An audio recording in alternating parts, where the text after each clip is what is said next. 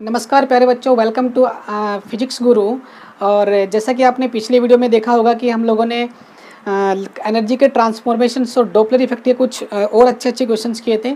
और हमने पिछले वीडियो में बताया था कि नेक्स्ट वीडियो में जो है हम लोग रिलेटिविस्टिक डायनामिक्स स्टार्ट करने जा रहे हैं। तो आज के इस लेक्चर में हम लोग पढ़ेंगे रिलेटिविस्टिक डायनामिक्स। और रिलेटिविस्टिक डायनामिक्स में सबसे पहला जो टॉपिक आता है वो आता है आपका मास। ठीक है ना।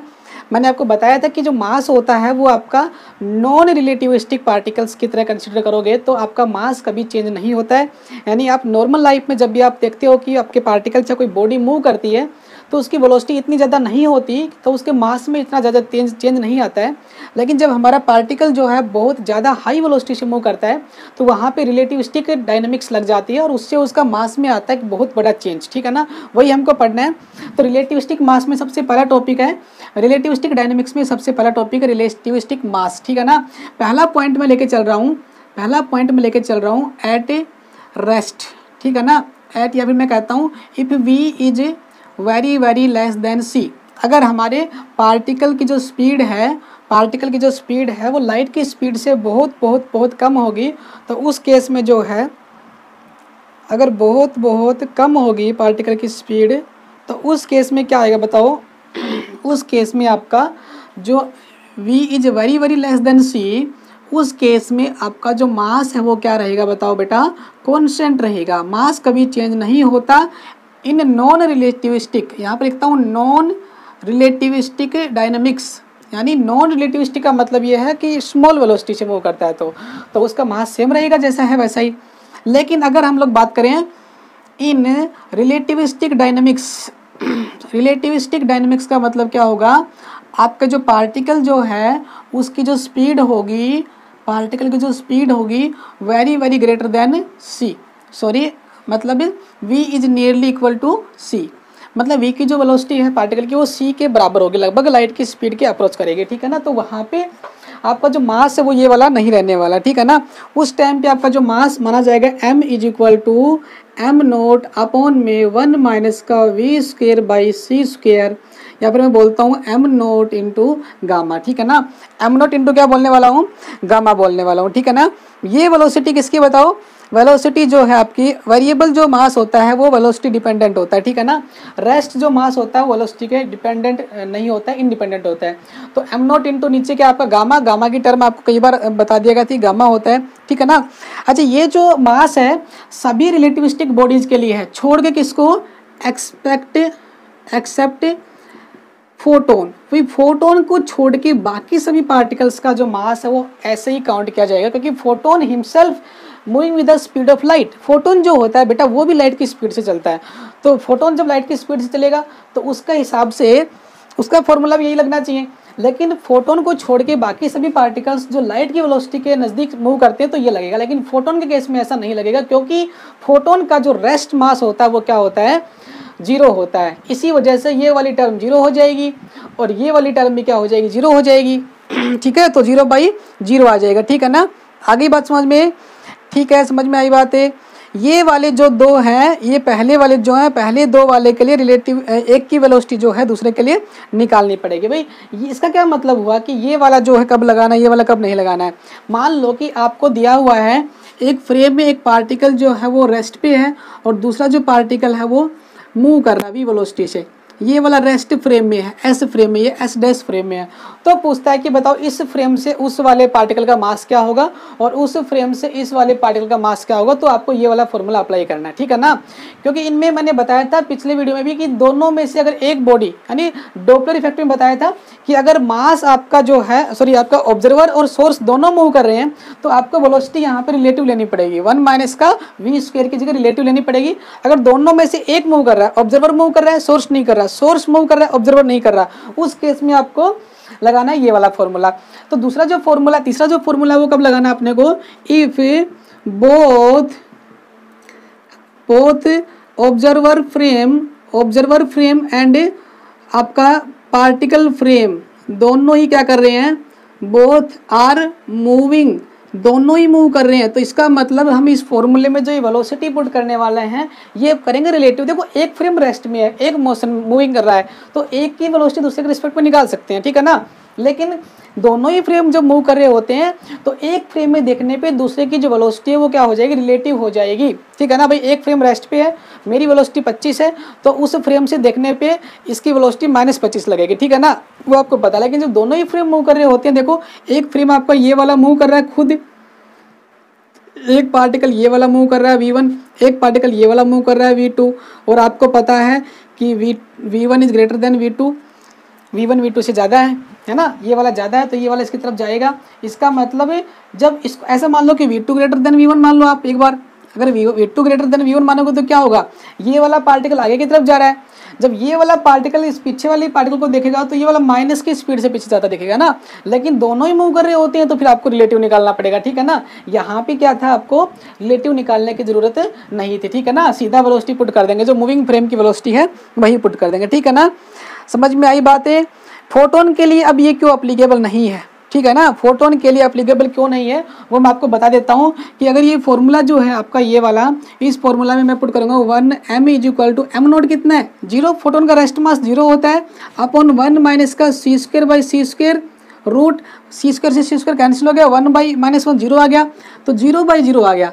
0/0 का मतलब होता है नॉट डिफाइंड, 0/0 जो मास है वो डिफाइन ही नहीं है, इसलिए हम लोग फोटोन का जो मास है वो हम लोग इस फॉर्मूले से नहीं निकाल सकते। क्लियर बात समझ में आ गई। चले क्या आगे, तो अब यहाँ पे जो फॉर्मूला मैं लगाने वाला हूँ, क्या लगाने वाला हूँ, m = m0 1 माइनस का v रिलेटिव का स्क्वायर अपॉन में c का स्क्वायर, साथ में लगेगा रूट। ठीक है ना, समझ में आ गई बात। रिलेटिव वेलोसिटी लेके चलनी है, आ गई बात समझ में अपने को, क्लियर है क्या, अपने को रिलेटिव वेलोसिटी लेके चलनी है एक पार्टिकल की दूसरे के रेस्पेक्ट में। दोनों पार्टिकल जब मूव कर रहे होंगे, दोनों बॉडीज मूव कर रही होंगी, तो आपको मास बताने के लिए दोनों की वेलोसिटी एक दूसरे के रिलेटिव पता करनी पड़ेगी, फिर आपको यहाँ पे पुट करना पड़ेगा, तब जाके आपको मिलेगा। ये था रिलेटिविस्टिक डायनेमिक्स। कौन सी डायनेमिक्स भाई, रिलेटिविस्टिक डायनेमिक्स। ठीक है, नेक्स्ट चले, मास के अंदर थी ना। सेकंड जो टॉपिक है आपका वो होगा रिलेटिविस्टिक डायनेमिक्स इन मोमेंटम, कि मोमेंटम में कैसे रिलेटिविस्टिक हम लोग क्या करेंगे, डील करेंगे। ठीक है, तो यहाँ पे लिखेंगे मोमेंटम डायनेमिक्स। ठीक है ना, relativistic dynamics, relativistic dynamics in momentum. किसी बॉडी का मोमेंटम अगर अपने को एक फ्रेम से दूसरे फ्रेम के किसी पार्टिकल का मोमेंटम देखना और वो फ्रेम मूव कर रहा है या नहीं मूव कर रहा है, दोनों कर रहे हैं, वही केस यहाँ पे पढ़ने हैं। तो रिलेटिविस्टिक डायनेमिक्स इन फोटोन मोमेंटम में सबसे पहले फॉर्मूला होगा आपका P = mv, सबसे simple formula, v is very less then c non relativistic frame के लिए, यानी पार्टिकल्स की वेलोसिटी बहुत ज़्यादा कम होगी एज कम्पेयर टू लाइट की स्पीड, तो वहाँ पे आपको नॉर्मल जो मोमेंटम हम लोग बचपन में पढ़ते आए हैं P = mv वही लेके चलना है। यहाँ भी मास आपका वेरिएबल नहीं है, वेलोसिटी आपकी चेंज नहीं हो रही, तो दोनों क्या आएंगे P = mv। ठीक है, बात समझ में आई। सेकंड वाला केस समझो, सेकंड वाले केस में एक फ्रेम में एक पार्टिकल रेस्ट पे, एक पार्टिकल मूव कर रहा है v वेलोसिटी से। बताओ इस वाले पार्टिकल को s मान लो, इसको s' मान लो। अब बताओ कि इसका मोमेंटम इसके हिसाब से कितना होगा। ठीक है ना, तो अब क्या होगा, देखो अब फिलहाल जो बॉडी जब मूव कर रही है तो यहाँ पे बोलता है कि v is nearly equal to c है, तो ये रिलेटिविस्टिक का फंडा आ गया। रिलेटिविस्टिक में भी दो केस बनते हैं भाई, रिलेटिविस्टिक में भी दो केस बनते हैं, जो दोनों ऑब्जर्वर और आपका सोर्स या फिर दोनों पार्टिकल जो क्या कर रहे हैं, मूव कर रहे हैं, तो वो केस अलग बनता है, और एक मूव कर रहा है एक चल रहा है तो वो केस अलग बनता है। उस केस में आपको रिलेटिव पुट करना होता है। यहाँ पे ये रेस्ट पे ये चल रहा है, लेकिन जब ये इसको देखेगा तो इसका जो मास है वो तो कांस्टेंट नहीं लगेगा ना, मास तो क्या होता है, डायनेमिक वेरिएबल होता है यहाँ पे। ठीक है ना, मास होता है डायनेमिकल वेरिएबल इन रिलेटिविस्टिक। तो यहाँ पे मास देखेगा तो क्या होगा, P = m0 v relativistic, sorry P = m0 v। भाई यहाँ पे मास जो है वो m ना होगा, कितना होगा बताओ, m0 होगा। ठीक है ना, P = m0 v अपॉन में 1 - v²/c²। ठीक है ना, where v is the velocity of moving frame, v is the velocity of moving frame होती है। ठीक है ना, सिंपल फॉर्मूला बन गया किसका, मोमेंटम का। अब बोल रहा है कि पार्टिकल और दोनों पार्टिकल मूव कर रहे हैं तो क्या होगा, नंबर 3 पे भाई ये वाला जो फ्रेम है इसमें एक पार्टिकल, एक आदमी जो है भाग रहा है v की स्पीड से, दूसरा पार्टिकल वो भी भाग रहा है v2 की स्पीड से, दोनों ही मूव कर रहे हैं। तो यहाँ पे मेरे पास दिक्कत ये आएगी कि कौन से की स्पीड कहाँ लिखूँ, तो मैं क्या करता हूँ, रिलेटिव निकालना पड़ेगा मुझे, है ना, रिलेटिविस्टिक निकालना पड़ेगा। अगर मान लो कि v2 की स्पीड ज़्यादा किससे, v1 से, तो v2 जब v1 को देखेगा तो v1 कहाँ जाता दिखेगा बताओ, पीछे जाता दिखेगा, है ना, v2 की स्पीड ज़्यादा v1 की कम है, तो ये वाला पार्टिकल जो है, ये वाला जो फ्रेम है, यहाँ से हम लोग इसको देखेंगे तो ये वाला कहाँ जाता दिखेगा, पीछे, क्योंकि इसकी स्पीड ज़्यादा है ना। अगर इसकी ज़्यादा होती तो फिर ये वाला इसके आगे की तरफ आता दिखता। तो मैंने यहाँ पे मान लिया कि भाई v2 ग्रेटर देन v1 है, और दोनों पार्टिकल की जो स्पीड है वो उसकी पॉजिटिव स्पीड, मतलब उसकी स्पीड दे रखी है, रेस्ट पे कोई भी पार्टिकल नहीं है। रेस्ट पे होता तो ये सिंपल फॉर्मूला। रिलेटिविस्टिक के लिए थोड़ा सा आपको जो कॉम्प्लेक्स बनाना पड़ेगा, इसको कर दीजिए P is equal to m naught, यहाँ पे लिखेंगे वी रिलेटिविस्टिक, वी क्या लिखेंगे, रिलेटिविस्टिक। ध्यान रखना है यहाँ पे मैंने माइनस का साइन लगाया है, ठीक है ना, माइनस का साइन लगाया क्योंकि रिलेटिविस्टिक आपका पीछे बढ़ सकता है, और उसका हम लोग ले लेंगे यहाँ पे मोड, ठीक है ना। ये लीजिए अपॉन में 1 माइनस का वी रिलेटिविस्टिक का स्क्वायर अपॉन में सी का स्क्वायर का रूट, यहाँ पे आएगी वी रिलेटिविस्टिक, ठीक है ना, वी रिलेटिविस्टिक का स्क्वायर अपॉन में क्या आएगा, सी का स्क्वायर, साथ में ले लेंगे इसका मोड, ठीक है ना, इसका मोड भी लेके चलना अपने को, ठीक है। यानी प्लस हो चाहे माइनस हो, अपने को लेना क्या, हमेशा प्लस ही लेके चलना, ठीक है ना, एक फ्रेम से देखने पे दूसरे की वेलोसिटी, ठीक है। तो ये फॉर्मूला जो हमें लगाना कब है, जब दोनों चीज़ें, दोनों पार्टिकल क्या कर रहे हो भाई, मूव कर रहे हो। एक पार्टिकल मूव कर रहा होता है तो फिर हमको ऐसा नहीं करना है, दोनों पार्टिकल मूव कर रहे होंगे तो आपको जो है ये वाला फॉर्मूला अप्लाई करना है, अदरवाइज आपका सेम फॉर्मूला रहेगा पहले वाला ही। क्लियर बात समझ में आ गई क्या। चलिए अब जो है मैं आपको बताता हूँ, थोड़ा सा चेंज करके दिखाता हूँ। ये जो फॉर्मूला आपको दिख रहा था, ये वाला फॉर्मूला, इसको मैं चेंज करता हूँ। इस फॉर्मूले के अंदर क्या करता हूँ, दोनों साइड में स्क्वेयरिंग कर देता हूँ, ठीक है ना। तो क्या आएगा बताओ, p square is equal to m naught square v square upon में 1 माइनस का v square by c square, square से रूट कैंसिल हो जाएगा, है ना। अच्छा अब क्या आएगा, यहाँ पे आएगा c square minus v square upon में सी स्क्वेयर ऊपर चला गया, यहाँ पे कर दो p square c square minus p square v square is equal to m naught square v square c square, m naught square v square c square, ठीक है ना। आगे बात समझ में। अच्छा पी स्क्वेयर और सी स्क्वेयर, अब क्या करते हैं, कुछ कॉमन आ रहा है क्या, P square c square v square c square, इन दोनों में हमने क्या कर दिया, दोनों साइड में स्क्वायर किया है, सी स्क्वायर पी स्क्वायर एक साइड में आ गया, एम नोट स्क्वायर इन दोनों में देखो, इन दोनों में वी स्क्वायर कॉमन आ रहा है, इकट्ठा कर दो, p square c square is equal to, इसको यहाँ लेके जाओ तो यहाँ पे आएगा m naught square c square plus का पी स्क्वायर इंटू क्या आएगा, वी का स्क्वायर, ठीक है ना। मैंने यहाँ पे क्या किया, इस वाली टर्म को उधर लेके गया, प्लस की हो गई, वी स्क्वायर कॉमन निकाल लिया, ठीक है ना, कुछ बचा यहाँ पे। अब यहाँ से क्या करते हैं, वी की वैल्यू निकालते हैं। इस वी की वैल्यू क्या आएगी बताओ, p square c square upon में m naught square c square plus p square का root is equal to v. समझ में आई बात है।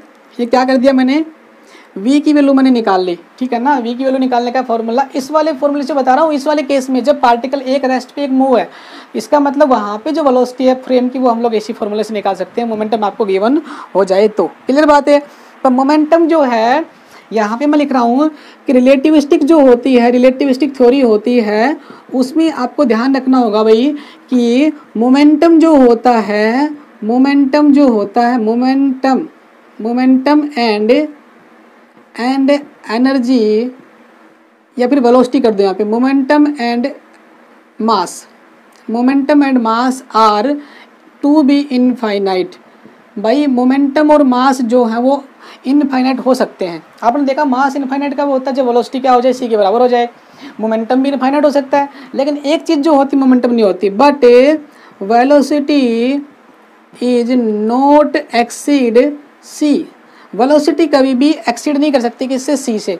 रिलेटिविस्टिक डायनामिक्स में जो वेलोसिटी ऑफ पार्टिकल है वो सी से ज़्यादा नहीं हो सकती। ऐसा क्यों, क्योंकि सबसे ज़्यादा तेज़ दौड़ने वाली कौन होती है, लाइट होती है। लाइट मतलब फोटोन होता है, तो लाइट की स्पीड से ज़्यादा चलने वाला कोई पार्टिकल है ही नहीं। तो वहाँ पे हम लोग मानेंगे कि सबसे जो मैक्सिमम स्पीड हो सकती है किसी पार्टिकल की वो कितनी हो सकती है, सी के बराबर हो सकती है। लेकिन आपका मास और मोमेंटम आपके इनफाइनाइट हो सकते हैं, ठीक है। नहीं, रिलेटिविस्टिक डायनामिक्स किस में थी, मोमेंटम में थी। अब एक चीज़ और रह गई क्या, कि फोटोन का अगर अपने को निकालना हो तो भाई फोटोन तो एक अलग चीज़ है ना। हमने मास के बारे में बताया था कि जो फोटोन का जो मास है वो हम लोग उस फॉर्मूले से नहीं निकालेंगे, ठीक है ना, क्योंकि वहाँ पे आपका जो है 0/0 की टर्म आ जाती थी। तो यहाँ पे अगर मैं मोमेंटम निकालूँ फोटोन का तो यहाँ पे भी वो टर्म आएगी, है ना। तो मोमेंटम के लिए देखो क्या फॉर्मूला लगाना है, नंबर 4 पे मोमेंटम फॉर फोटोन के लिए जो मोमेंटम का जो रिलेटिविस्टिक फॉर्मूला है वो क्या होगा। तो यहाँ पे लिख रहा हूँ मोमेंटम ऑफ फोटोन। तो क्या लिखेंगे हम लोग यहाँ पे, P is equal to E by c, ठीक है ना, P is equal to E by c. अगर मैं ये फॉर्मूला लगाता हूँ तो फोटोन का रेस्ट मास फिर से क्या हो जाएगा, 0 हो जाएगा, अपॉन में 1 - 1 क्या, फिर 0। तो 0/0 टर्म क्या होती है, नॉट डिफाइन। तो फोटोन का जब मैं ये फॉर्मूला लगाता हूँ तो मुझे रिजल्ट नहीं मिलते, मुझे 0/0 मिलता है जो कि डिफाइन नहीं है। तो डिफाइन ही नहीं होगा तो मेरा को फायदा क्या हुआ। तो फोटोन का जो फॉर्मूला होता है मोमेंटम का वो हमें ये वाला अप्लाई करना है, E/c where e is the energy and c is the speed of light. ऐसे करके हम लोग क्या करेंगे, रिलेटिविस्टिक मोमेंटम को निकालेंगे। क्लियर बात समझ में आ गई। चलिए आगे चलते हैं। अगर आपको मोमेंटम के अंदर और मास के अंदर जो रिलेटिविस्टिक डायनेमिक्स के फॉर्मूले क्लियर हैं, यहाँ पे ट्रांसफॉर्मेशन का कोई जिक्र नहीं है। ट्रांसफॉर्मेशन जब होता है जब एक फ्रेम से दूसरे फ्रेम में देखें, यहाँ पे एक ही फ्रेम में दो पार्टिकल मूव कर रहे हैं, दोनों की वेलोसिटी अलग अलग है, दोनों का मास पता करना एक के दूसरे के रिस्पेक्ट में, ठीक है ना। वहाँ पे फ्रेम क्या करते हैं, मूव करते हैं, तो वहाँ पे फिर आपको ट्रांसफॉर्मेशन लगानी होती है, ठीक है ना। वो ट्रांसफॉर्मेशन हमको यहाँ पे जरूरत पड़ती है जब आपको रिलेटिविस्टिक निकालना होता है तब, ठीक है ना। जब ये वाला केस बनता है तीसरे वाला, तो यहाँ पे रिलेटिविस्टिक लगाना पड़ेगा आपको। तो वेलोसिटी का रिलेटिविस्टिक ट्रांसफॉर्मेशन मैंने लगाया था और वही पुट किया था वी रिलेटिव वेलोसिटी, ठीक है ना। आगे बात समझ में। अभी हम लोग करते हैं नेक्स्ट रिलेटिविस्टिक डायनेमिक्स इन एनर्जी, ठीक है ना।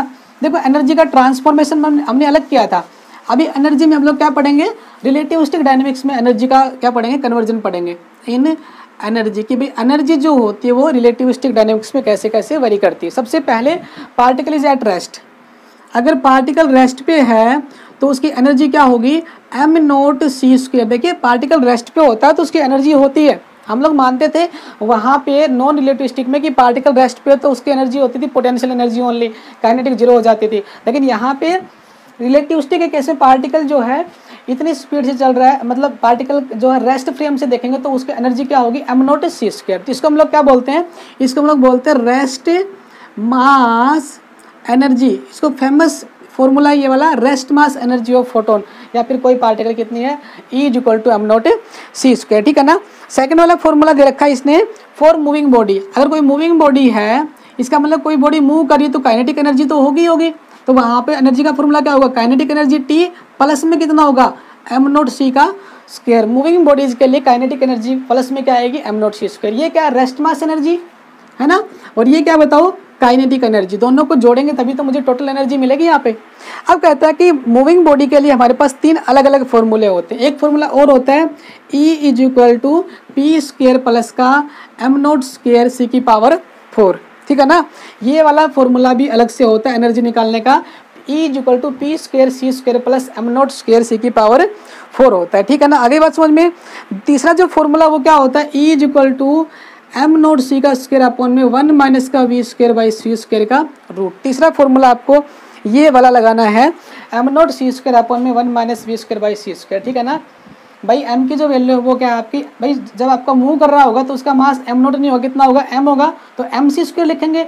m की जगह क्या लिखेंगे, m0/1 का v², क्योंकि ये मूविंग बॉडीज के लिए है, ठीक है ना, गामा की टर्म में होता है। ये आपका रेस्ट मास है, ये वाला टोटल मिलाएंगे तो हम लोग बोलेंगे इसको मूविंग मास, ठीक है। तो ये तीनों फॉर्मूले जो हैं किसी भी मूविंग बॉडी के लिए हम लोग अप्लाई कर सकते हैं, ठीक है ना। अब बात आती है किसकी, एनर्जी ऑफ फोटोन।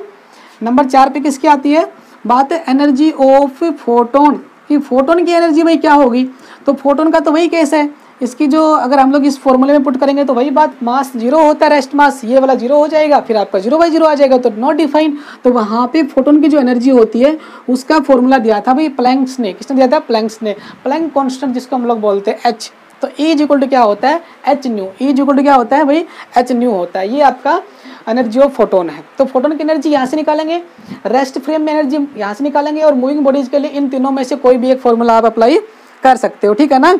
ये हो गया। नंबर 4 पे आ जाओ। अब नंबर 4 पे कह रहा है कि दोनों पार्टिकल ही मूव कर रहे हैं, दोनों पार्टिकल ही मूव कर रहे हैं, और आपका एक पार्टिकल को देखने पर दूसरे वाले की एनर्जी बताओ। तो वहाँ पे क्या करना, अपने को फॉर्मूला वही लगाना है, m0c², लेकिन यहाँ पे वेलोसिटी क्या आएगी, रिलेटिविस्टिक आएगी, m0c²/1 का v रिलेटिविस्टिक का c का रूट। इतना फर्क अपने को करना है, साथ में इसका मोड लगा देना बस, ये वाला मोड का स्क्वायर का मोड, ठीक है ना। ये हो जाएगा आपका E = m0c²। ये रिलेटिविस्टिक का जब दोनों अलग अलग स्पीड से चल रहे हैं। ये वाले फॉर्मूले हम लोग मोमेंटम में भी किए थे हम लोगों ने, मास में भी किए थे, ठीक है ना। फोटोन का सभी के लिए अलग होता है, बाकी पार्टिकल्स के लिए ये होता है, रेस्ट के लिए अलग होता है, ठीक है। ये थी आपकी एनर्जी की डायनेमिक्स, एनर्जी का जो है डायनेमिकल फॉर्मूला। अब हम लोग क्या करते हैं, एक बार इस फॉर्मूले पे आते हैं। कौन से फॉर्मूले पे, E = m0c² 1 - का v²/c², ठीक है ना।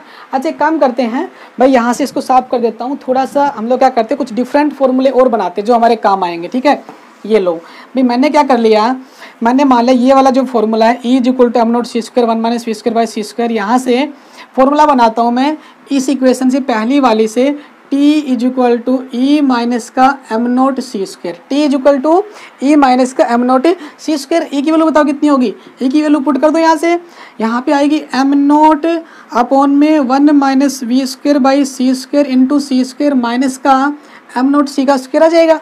ठीक है, बात समझ में आई। अच्छा अब क्या करेंगे, यहाँ पे कुछ कॉमन आ रहा है, क्या कॉमन आ रहा है भाई, एम नॉट सी का स्क्वायर कॉमन आ रहा है, 1 अपॉन में 1 minus v square by c square और इसका रूट और माइनस का 1।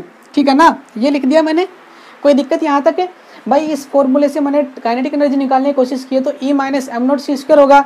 ई आपकी एनर्जी को मैंने यहाँ से उठा के पुट कर दी, इन दोनों में m not c square common आ रहा है, कॉमन निकाल लिया, टर्म ये बच गई। अच्छा एक काम करते हैं, यहाँ पे जो आपकी पावर 1/2 इसको ऊपर लेके जाते हैं, इसी स्टेप में कर देता हूँ इसको ऊपर। 1 माइनस का v square by c square की पावर कितनी आएगी, माइनस का 1/2, ऊपर जाएंगे तो माइनस 1/2 होगा। यहाँ पे हम लोग लगाते हैं बाइनोमियल थ्योरम, क्या लगाते हैं, बाइनोमियल थ्योरम लगा दीजिए। T is equal to m not c square, binomial theorem होगी 1 माइनस का प्लस का 1/2 v square by c square. Binomial theorem लगानी आती है आपको, 1 माइनस एक्स की पावर माइनस एन, पावर को आगे लेके आएंगे, माइनस माइनस प्लस हो गया, 1/2 v square by c square आपका हो गया। ठीक है ना, आगे बात समझ में। ये वाला जो है आपका v बाई सी बहुत कम हो तभी लगाना है। ठीक है ना भाई, आपका ये वाला approximation v by c is less than 1, light की स्पीड को डिवाइड करते हैं तो 1 से बहुत छोटा है, तभी ये फॉर्मूला लगाना है। ठीक है ना, तो ये आपका T is equal to m not c square 1 plus something into something. एक टर्म इसकी और लिख लेते हैं, जब हम लोग इसके नेक्स्ट टर्म लिखेंगे तो क्या लिखेंगे बताओ, माइनस 1/2 प्लस में माइनस 1/2 माइनस 1/2 प्लस का 1 अपॉन में 2 का फैक्टोरियल और v square by c square. Clear बात समझ में आई, v square by c square. ठीक है ना, और सारे का क्या आएगा बताओ, होल स्क्वायर आएगा, और प्लस में चलती रहेंगी टर्म, लास्ट में कितने आएगी बताओ, -1, लास्ट में कितने आएगी बताओ, -1, जो आपका ये फॉर्मूले का माइनस है। मैंने इसका बाइनोमियल डिस्ट्रीब्यूशन को खोला है और यहाँ पे मैंने -1 लिखा है। अब क्या होता है, इसको सोल्व कर लीजिए।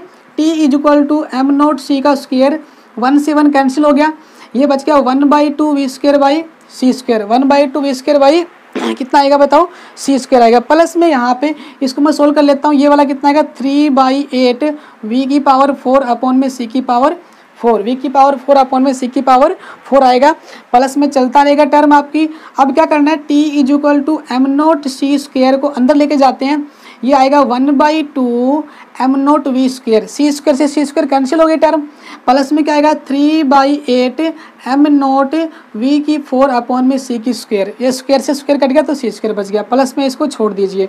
ये आपका आ गया है kinetic energy is equal to half m naught we square plus में 3/8 एम नॉट वी की पावर 4 अपॉन में सी स्क्वायर। ठीक है ना, यही तो पढ़ते हैं हम लोग रिलेटिविस्टिक्स में, हाफ एम बी स्क्वायर, लेकिन वो कब है, जब आपका v by V is less than C. ठीक है ना, तो वहाँ पे आपका 1/2 M naught we square, only half M B square, लेकिन यहाँ पे एम नॉट आएगा रेस्ट मास, प्लस में यहाँ पे rest mass M naught plus V की 4 अपॉन में सी की पावर 2। ठीक है ना, ये था आपका एनर्जी का रिलेटिविस्टिक डायनेमिक्स, एनर्जी रेस्ट पे पार्टिकल की एनर्जी, मूविंग बॉडीज में 3 अलग अलग फॉर्मूले मैंने आपको बताए, और उसके अलावा मैंने आपको बताया कि भाई सिंपल अगर मैं इसको करूँ तो ये वाला फॉर्मूला आएगा। और मैंने फोटोन का भी आपको ट्रांसफॉर्मेशन बता दिया, एनर्जी का ट्रांसफॉर्मेशन नहीं, एनर्जी की वैल्यू फोटोन के लिए कितनी होती है।